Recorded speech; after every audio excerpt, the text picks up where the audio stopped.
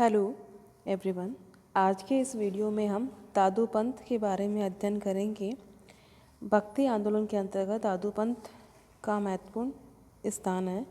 संत दादू दयाल इस संप्रदाय के प्रवर्तक हैं। दादू का जन्म फागुन सुदी विक्रम संवत 1601 यानी 1544 ईस्वी को हुआ था, किंतु वे कहाँ और किस जाति में जन्मे, इस संदर्भ में विद्वानों में बड़ा मतभेद है। श्रीमोहन सेन, पीताम्बर दत्त बड़तवाल, हजारी प्रसाद द्विवेदी, मोतीलाल मेनारिया ने इन्हें मुसलमान बताया है, तो सुधाकर द्विवेदी ने मुची। दादूपंथी इन्हें ब्राह्मण कुल में उत्पन्न मानते और माता का नाम बसीबाई बताते हैं, परंतु ब्राह्मण कुल में उत्पन्न होने की बात मोती सिंह के अनुसार उनके अनुयायियों ने उच्च कुल में जन्म सिद्ध करने के लिए फैलाई है। दादू के शिष्य रज्जब दादू की जाति धुनिया मानते हैं। डॉक्टर पेमराम ने भी इन्हें धुनिया ही स्वीकार किया है। इनका पालन पोषण लोधीराम नामक ब्राह्मण ने किया था। बताया जाता है कि उसने अहमदाबाद के निकट नदी में बहते हुए दादू को प्राप्त किया था। 1551 ईस्वी में दादू के नाना सुखदेव ने इनका 7 वर्ष की अवस्था में बड़नगर में विवाह कर दिया। चूँकि यह आध्यात्मिक मार्ग के राही थे, साधु संतों से मिलना जुलना निरंतर बना हुआ था। तभी योगायोग ऐसा बैठा कि बुद्धानंद से इनकी मुलाकात हुई और उनसे शिक्षा प्राप्त कर ली। अब दादू अपनी साधना में मग्न हो गए और 18 वर्ष की आयु में अहमदाबाद से करडाला पहुँचे, जहाँ कोई 6 वर्ष तक घोर तपस्या में मग्न रहे ताकि आत्म साक्षात्कार हो सके। अपनी भक्ति साधना में लीन दादू काफ़ी समय तक भ्रमण करते रहे, किंतु 1568 ईस्वी में सांभर में आने के बाद इन्होंने उपदेश देना आरंभ कर किया, जिसमें हिंदू एवं मुसलमान दोनों ही के धार्मिक अंधविश्वासों का खंडन किया। तब लोगों ने इनका काफ़ी विरोध किया, फिर भी ये अपनी धुन में रत रहे और दुनियाई विरोध की कोई चिंता नहीं की। 1574 ईस्वी में दादू ने ब्रह्म संप्रदाय की स्थापना की। इसके बाद जीवन पर्यंत इसी संप्रदाय के विकास एवं प्रचार प्रसार में लगे रहे। यही ब्रह्म संप्रदाय बाद में अपने नाम से दादू पंथ या दादू संप्रदाय के नाम से प्रसिद्ध हुआ। 1575 ईस्वी में इनके गरीबदास नामक पुत्र उत्पन्न हुआ। तत्पश्चात मिस्किन दास एवं शोभा कुंवरी व रूप कुंवरी नामक 2 पुत्रियां भी हुई थीं, किंतु दादूपंथी इसे नहीं मानते हैं। इसी वर्ष वे अपने शिष्यों के साथ आमेर आए और करीब 14 वर्ष तक वहीं रहे। इस बीच उनकी ख्याति दूर तक फैल गई थी। बताया जाता है कि 1585 ईस्वी में उनकी अकबर से भी भेंट हुई। तब फतेहपुर सीकरी में कोई 40 दिन प्रवास के दौरान सत्संग किया। तत्पश्चात दादू पुनः आमेर आ गए। इन्होंने काफ़ी भ्रमण करके अपने उपदेशों का प्रचार प्रसार किया। 1602 ईस्वी में नारायणा गांव में आ गए, जहां 1 वर्ष बाद ही 1630 ईस्वी में नश्वर संसार को त्याग दिया। वहां पर इनकी स्मृति में संगमरमर का भवन बना हुआ है, जिसमें इनके पगला यानी पदचिन्ह बने हुए हैं। दादू के पार्थिव शरीर को मेराना की पहाड़ी की एक कोह में रख दिया गया। आज भी दादूपंथी इस स्थान को बड़ा पवित्र मानते हैं। इनकी यादगार में ही प्रतिवर्ष फाल्गुन मास में एक बड़ा मेला भी लगता है, जिसमें इनके अनुयायी भाग लेकर दादू को श्रद्धा सुमन समर्पित करते हैं। दादू की शिष्य परंपरा में यूँ तो 152 शिष्य माने जाते हैं, किंतु इनमें 52 प्रमुख हैं। 100 शिष्य तो आत्मचिंतन में इतने अधिक लीन थे कि न तो उन्होंने शिष्य बनाया, न ही किसी विशेष स्थान पर ही रहे। ये तो पूर्णतः वितरागी थे। बचे हुए 52 शिष्यों ने ही अपनी शिष्य परंपरा को अपने अक्षुण्ण रूप से बनाए रखा, अतः इन्हें 52 थांबा कहा जाता है। इस पंथ के साधु विवाह नहीं करते हैं। आजीवन ब्रह्मचर्य व्रत का पालन करते हुए दादू द्वारों में रहते हैं। ये आडंबरपूर्ण जीवन में रहित होते हैं, अतः छाप तिलक नहीं लगाते, मूर्ति पूजा नहीं करते, चोटी नहीं रखते और गले में माला भी नहीं पहनते हैं। ये दादू राम का जप करते रहते हैं। मिलने पर परस्पर अभिवादन में सतराम कहते हैं। दादू द्वारों में दादूवाणी रखते हैं, जिससे बड़ी श्रद्धा के साथ पढ़कर पुण्य लाभ कमाते हैं। इस पंथ के लोग भाद्रपद मार्गशीर्ष एवं ज्येष्ठ शुद्धि अष्टमी का व्रत करते हैं। दादू द्वारा रचित वाणियों की संख्या 3000 से भी अधिक है। ये प्राय कविताओं में अपने विचार व्यक्त किया करते थे, जिनका संकलन उनके शिष्यों ने दादू दयाल की वाणी तथा दादू दयाल दोहा में किया है। इनकी शिक्षा व उपदेश सरल, सहज एवं बोधगम्य थे, जिन्हें हम इस प्रकार समझ सकते हैं: शिक्षा व उपदेश। दादू दयाल कोई विशेष पढ़े लिखे नहीं थे, फिर भी अनुभव के आधार पर उन्हें बहुश्रुत कह सकते हैं। दादू ने गहन चिंतन व मनन के उपरांत अपने दार्शनिक विचारों को व्यक्त करके जगत के रहस्यों को सुस्पष्ट करने का प्रयास किया। इन्होंने परमात्मा को सर्वशक्तिमान, निराकार, स्वयंभू, समर्थ, परम दयालु माना है जो सर्वत्र व्याप्त है, उनकी शक्ति वर्णातीत है। दादू जी की वाणी से ज्ञात होता है कि दादू ने ईश्वर की शक्ति को विविध रूपों में बखाना है, जैसे परमात्मा रात को दिन और दिन को रात बना सकता है, पृथ्वी को आकाश और आकाश को पृथ्वी बनाना उसे याद है, राई को पहाड़ और पहाड़ को राई, कीड़ी को हाथी और हाथी को कीड़ी, जल को थल व थल को जल में बदलना उनकी शक्ति में है। दादू ने जीव एवं ब्रह्म को भी एक मानते हुए बताया कि जब जीव माया या कर्मों के वशीभूत हो जाता है तभी ब्रह्म से दूर हो जाता है। माया का पर्दा जब तक गिरा रहेगा तब तक जीव ब्रह्म के साथ एकाकार नहीं हो सकेगा। वास्तव में जीव अथवा आत्मा एवं परमात्मा के बीच विभेद कराने वाली शक्ति ही माया है। समस्त संसार इस माया जाल में फंसा हुआ है। दादू ने कहा, माया सांपणी सब डसे कनक कामणी होई, ब्रह्मा विष्णु महेश लो दादू बचे न कोई।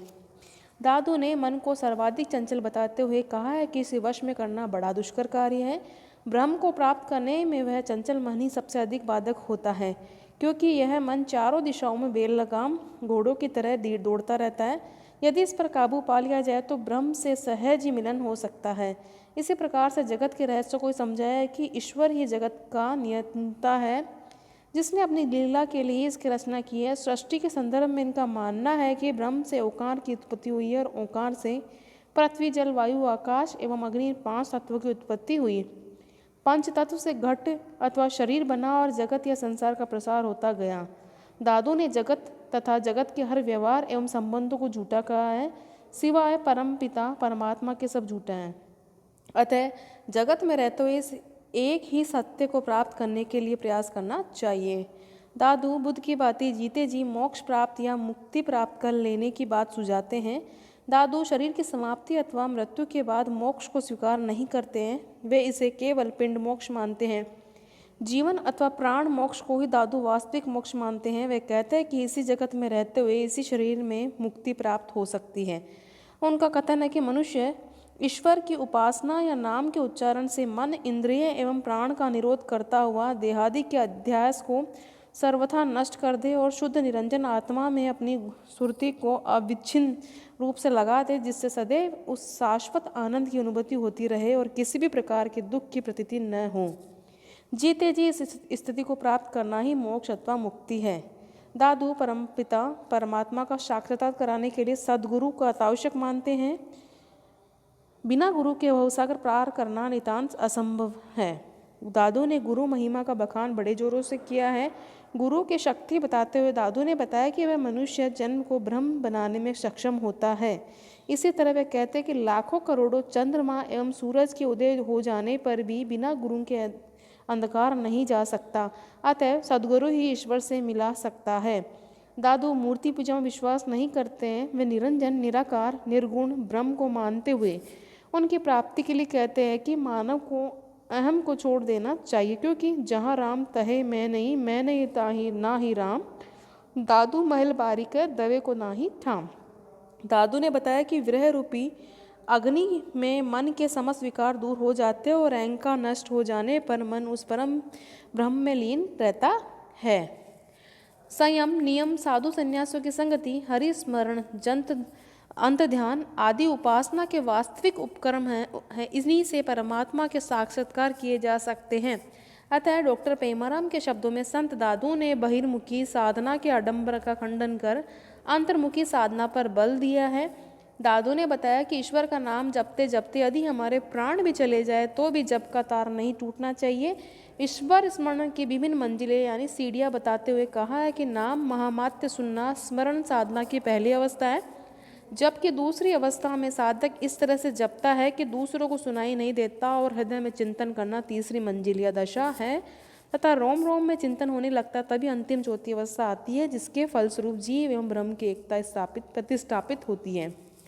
समाज सुधारक दादू सच्चे माने में एक समाज सुधारक भी थे। उन्होंने समाज में व्याप्त बुराइयों, आडंबरों, ढोंग, भेदभाव आदि का खंडन किया है।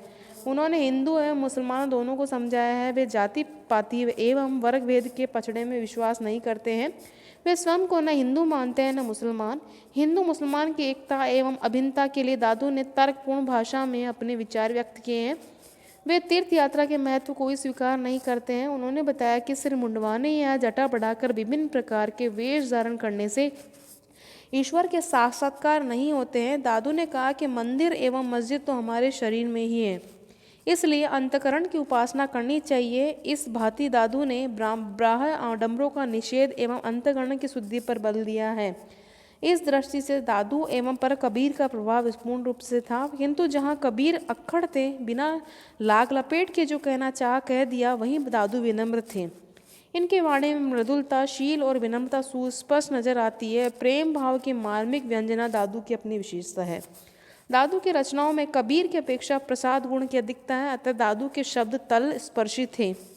चूंकि दादू ने देश काल एवं वातावरण के अनुरूप सरल एवं सरस भाषा का प्रयोग किया, अतएव लोगों को समझने में विशेष दिक्कत नहीं आई और इनका पंथ शीघ्र ही लोकप्रिय होता गया।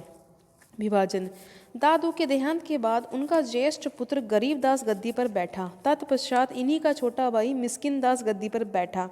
इस तरह नारायणा की यह आचार्य परंपरा की गद्दी अब तक चली आ रही, जिस पर बैठने वाले खालसा कहलाते हैं। उनकी वेशभूषा में कपाली, टोपी, चोला एवं कटी वस्त्र प्रमुख है तथा खालसा गद्दी प्रमुख होने के कारण अन्य थाम्बे के साधु इनकी विशेष इज्जत करते हैं। दादू की शिष्य परंपरा में सांगानेर के रज्जब, दौसा के सुंदरदास एवं फतेहपुर सीकरी के जनगोपाल जी प्रमुख शिष्य थे। यो तो नारायणा की गद्दी प्रमुख गद्दी मानी जाती थी, किंतु इस पंथ में कई शाखाएं उपशाखाएं भी हो गई थी, जैसे उत्तराडी, विरक्त, खाकी व नागा। दादू के एक शिष्य बनवारी दास हरियाणा की ओर रतिया में जाकर रहने लगे और इधर ही उनकी शिष्य परंपरा फैलने लगी। ये साधु उत्तराडी या उत्तरादे कहलाए तथा स्थान विशेष जैसे रतिया में रहने के कारण स्थानधारी कहलाए। ये साधु प्राय दिल्ली, बठिंडा, रोहतक, हिसार आदि जिलों में फैले हुए हैं। विरक्त शाखा के साधु किसी एक स्थान पर न रहकर घूमते रहते हैं। भिक्षावृत्ति में पेट भरते हैं। चतुर्मास में एक स्थान पर ही रहते हुए दादू जी की वाणी का उपदेश देते हैं। नियमानुसार दादू जी की वाणी का पाठ दिन में एक बार निश्चित रूप से करते हैं। खाकी साधु शरीर पर बबूत मलते हैं, सिर पर बड़ी जटा धारण करते हैं तो छोटे छोटे दलों में घूमते हैं। इनकी मान्यता है कि साधु को बहती हुई नदी की भांति पवित्र जीवन व्यतीत करने के लिए घूमता रहना चाहिए। नागा साधु संप्रदाय वर्ग की स्थापना बड़े सुंदरदास यानी दादू के शिष्य ने की थी। बड़े सुंदरदास के शिष्य प्रहलाद दास थे, जो प्रहलाद दास के 9 शिष्यों से इस थाम्बे की कई शाखाएं चल पड़ी। ये साधु शस्त्र भी रखते थे। जयपुर का नरेश उन्हें साधु पंथ के नागा साधुओं की उपयोगिता समझते हुए अपनी सेना में स्थान देने लगे। इस संदर्भ में सवाई जयसिंह ने सबसे पहले इनको अपनी सेना में लिया था। ये वेतनभोगी सैनिक हो गए थे। 1769 ईस्वी में शिप्रा के युद्ध में जयपुर से भेजे हुए नागा अतिथियों के कुमक के आते ही युद्ध का पासा ही पलट गया और महाराणा अड़सी के सैनिक पराजित हो गए। जयपुर के देखादेख जोधपुर वालों ने भी इन्हें अपनी सेना में रखना शुरू किया। इन राज्यों का नरेशों ने विशेष सर जयपुर वालों ने नागा जमात के लिए अखाड़े बनाने हेतु भूमि आदि अनुदान प्रदान किया, ताकि वहां से वे अपने शस्त्रों का अभ्यास आदि करके युद्ध के लिए सदे हुए रह सके। राजस्थान में नारायणा की प्रमुख गद्दी के अलावा आमेर, सांभर, भिराणा, करडाला, देवल, दौसा, निवाई, सांगानेर, मारोट, नागौर, मेड़ता, रुण, राजगढ़, बनाथला, सोबागपुरा, मांडलकर आदि स्थानों पर दादू द्वारा बने हुए हैं, जहां इस पंथ के संत रहते हैं। राजस्थान राज्य पूरा बिलखा बीकानेर में सुरक्षित श्यामलदास कलेक्शन नंबर 259, उदयपुर बख्शी खाना बही संख्या 221, जोधपुर के पट्टा बही, सनत परवाना बही नंबर 45, दस्तरी रिकॉर्ड आदि से ज्ञात होता है कि राजस्थान नरेशों द्वारा दादू पंथ के साधुओं तथा महंतों को समय समय पर भूमि अनुदान दिए गए हैं। इतना ही नहीं, जन सामान्य की दृष्टि से देखा जाए तो राजस्थान के प्रत्येक स्थान जाति एवं धर्म के लोगों ने, जिनमें मुसलमान एवं जैन भी हैं, महंत जी को भेंट आदि चढ़ाते रहे हैं, जिसका उल्लेख महंत जी की भइयों में देखने को मिलता है। आज भी राजस्थान में इनके मानने वालों की संख्या पर्याप्त रूप में देखी जा सकती